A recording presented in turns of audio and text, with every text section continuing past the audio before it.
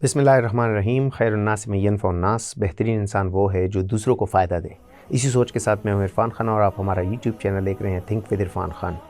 देखिए, आज हम एक चीज़ के ऊपर बात करते हैं। आपका ख़्याल मेरा उस तरफ ले जाना मकसद है, जिस तरह मैं दीगर वीडियोज़ में भी कोशिश करता हूँ कि आपका ख़्याल सिर्फ टर्न कर लूँ। जब आप उस तरफ सोच लेते हैं तो फिर आप रास्ता निकाल लेते हैं, ख़ुद आप निकाल सकते हैं। फिर जो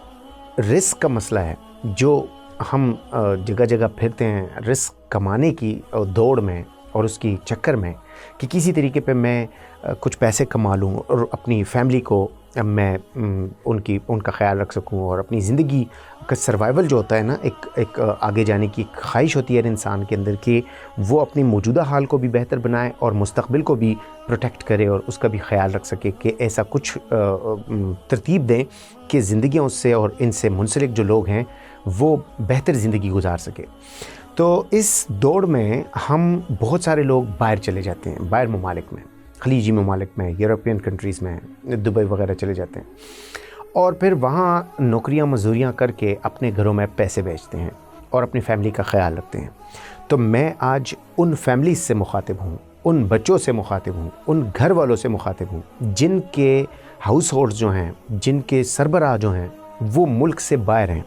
और वो उधर जाके नौकरियां करते हैं, मजदूरियां करते हैं और पैसा लाते हैं अपने मुल्क में और अपने घरों में बेचते हैं और अपने बच्चों का ख्याल रखते हैं, अपनी फैमिली का ख्याल रखते हैं, उनकी ज़रूरतें पूरी करते हैं।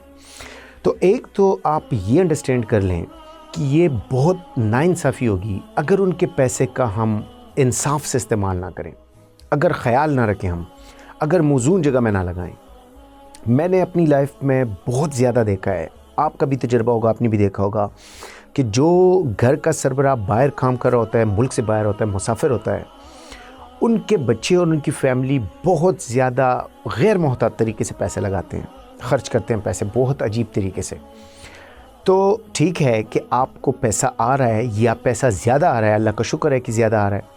लेकिन उसका हरगिज़ ये मतलब नहीं है कि आप उनको ऐसी जगहों में ऐसे तरीके से लगाएं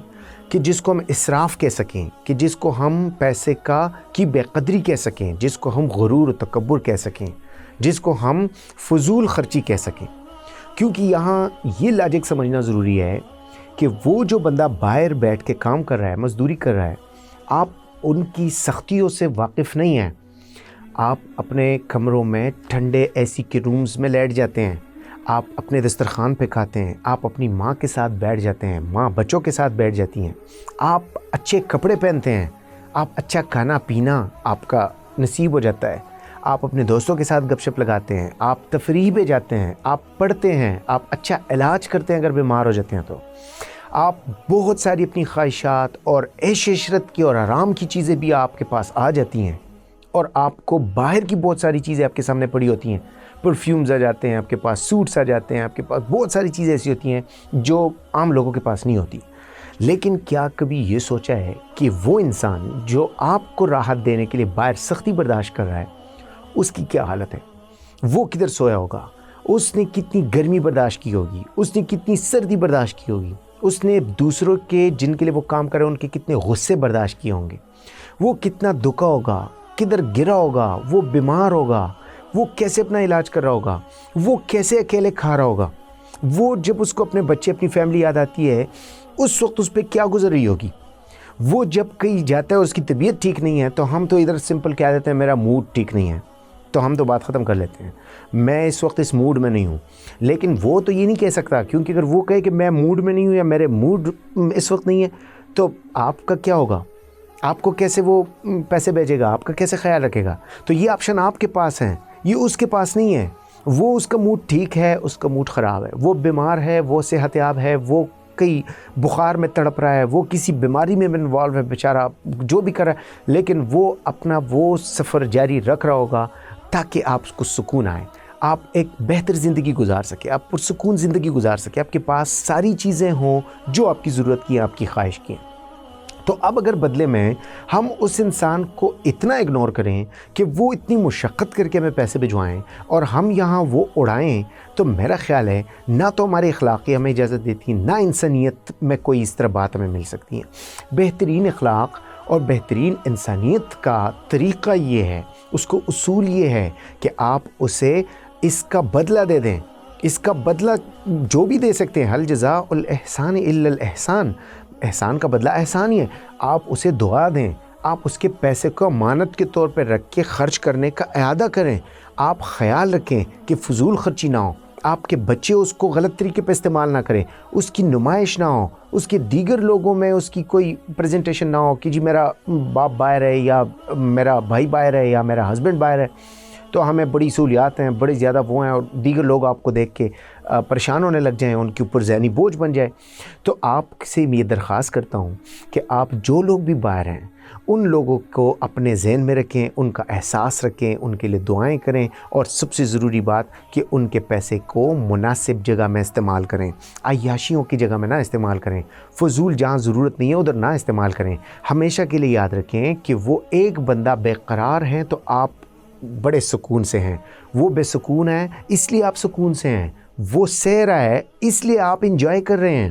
وہ وہاں تڑپ رہا ہے اس لیے آپ یہاں آرام کر رہے ہیں اور آرام دہ زندگی گزار رہے ہیں، وہ اپنی دن رات ایک کر چکا ہے اس لیے آپ اپنے دن رات کو بہتر طریقے سے جی رہے ہیں،